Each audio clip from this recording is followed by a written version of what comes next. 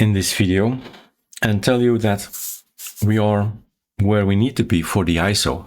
So if you say, Eric, you've been missing things inside the ISO, so the Kiro ISO, that I should cover, then you tell me. One of the decisions I've made is not go to ZFS at all. It's too complex and it's not our target public. It's not for us, right? Simply put, right? But for the rest, just give us ideas. I will not go online, definitely not, since that's the cause, has been the cause for so many frustrations for so many people on Linux. So that's a no-go either. So there are some distros, I know, we used to be one, right?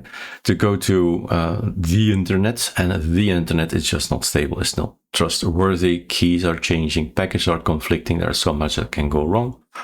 So we stick to what basically Ubuntu does, right? It says, okay, here's the ISO, click, click, click, and afterwards we'll update and install and do things. And that's why we have the Ctrl-Alt-E. The little guy here, that became a huge guy from 13 tabs to, I think, 24 or something like that, right? We have lots and lots of things to do after the installation. So that's good. Not only this one, there is PAMAC available here as well. PAMAC AOR is a great tool. Thank you, Manjaro, for building it. And you can go and visit here via categories, but there is also a button up here, I think, software mode.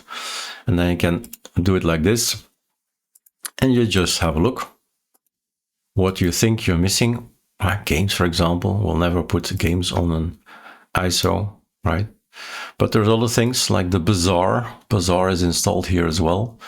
So there's so many tools. And as a rule, we won't reinvent the wheel, as we say in Dutch. We won't create something that's already on the market. So if there is something like this to get software in, we have PAMAC, we have this, there is more, there's GNOME software, right? There's so many things.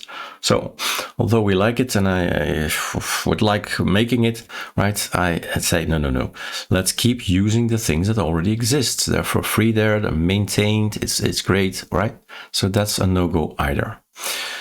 So let me know if there is anything you think the Kiro ISO could use, or afterwards, right? After the installation, if there is something missing, I say, I'm actually, that's my hurdle, that's my difficulty in Linux, in my country, in my language, right? We have no clue whether Portuguese, Italian, Spanish, etc. are okay, right? So let us know if there is anything we need to do about the ISO.